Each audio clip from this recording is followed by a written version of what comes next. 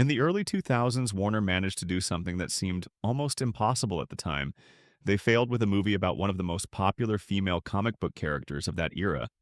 And while Warner had already built a reputation for stumbling with their comic adaptations, this time they outdid even their own history of missteps. The funny thing is that the road to this failure started long before the film itself. Back in the 90s, the studio had gone through serious trouble because of the marketing campaign for Batman Returns.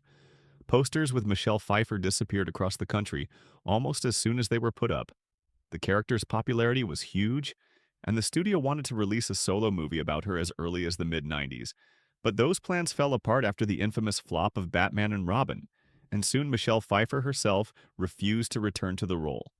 So by the end of the decade, all early ideas for her solo movie were thrown away, and the studio decided to rebuild everything from scratch.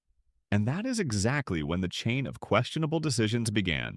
It was as if Warner entered some strange competition to see how many odd choices they could make in a row.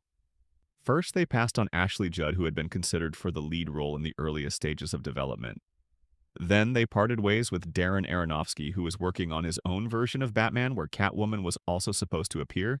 The studio decided the movie needed to look stylish and modern, and they believed that required a director known for visual flair rather than independent drama. That led them to the French filmmaker Pitoff, whose film Vidocq was heavily marketed as the first fully digital feature of its time. Later, Pitoff claimed he did not want to film the script he was given, and offered hundreds of alternative ideas. But according to him, the studio insisted on using the approved version without changes, and in the end, every major person involved in the film had the same explanation after release. Each one said they wanted to make a better movie but were prevented from doing so. Halle Berry also said she originally signed on for the project Aronofsky was developing, and not for what the film eventually became after the director left. One of the strangest parts of production was the costume of the main character.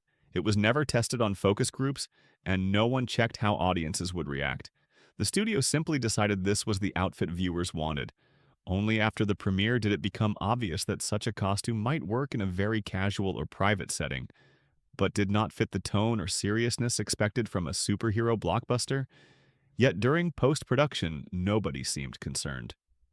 Another unusual choice was replacing the classic Selina Kyle with an entirely new character named Patience Phillips. The creators insisted this was their way of adding originality and avoiding reliance on established comic lore, though many fans felt the change made the film even more disconnected from the source material. The production received an $85 million budget, which was considered strong at the time, especially since the first X-Men movie had cost less, as did the film starring Ben Affleck, where he dramatically stood in the rain. Filming went mostly smoothly except for an accident where heavy set pieces collapsed on Halle Berry, and she had to be rushed to the hospital. When the first test screenings took place, the results were disastrous. Viewers reacted at the wrong moments, laughing where they should have felt tension and staying silent where emotional beats were supposed to land. Warner ordered immediate reshoots. Scenes were cut out and the story was adjusted. But these fixes only inflated the budget to $100 million without improving the movie. There was no turning back, so the film was trimmed down to a short 1.5-hour runtime and released into theaters. If it had come out today, the box office performance might have been different because modern audiences pay more attention to representation and female-led superhero stories often perform well. But in the early 2000s, none of this mattered, and Catwoman received the same treatment as other poorly received comic adaptations of that era, like Ghost Rider or The Punisher. The box office failure was loud and undeniable. The film earned only about $80 million worldwide and did not even cover its production costs. Afterward, the familiar Hollywood blame game began. Everyone tried to distance themselves from the project. Some claimed the studio ignored their ideas. Others said the contract restricted them, and some insisted they had been given an entirely different script to read, but no one defended the film. Sharon Stone, who played the villain, reportedly demanded that Benjamin Bratt be removed from the upcoming Basic Instinct 2, saying she had never worked with a weaker actor. And as for Pitoff, his directing career essentially ended there. Critics heavily attacked his visual style, and the basketball scene became a classic example of how not to film an action sequence. Catwoman received 7 Razzie nominations and won 4, including Worst Film, Worst Director, and Worst Actress.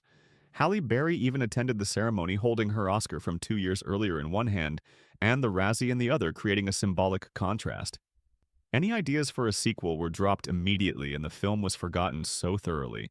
that years later, Wonder Woman with Gal Gadot was marketed as the first solo superheroine movie. Thank you for watching and stay connected.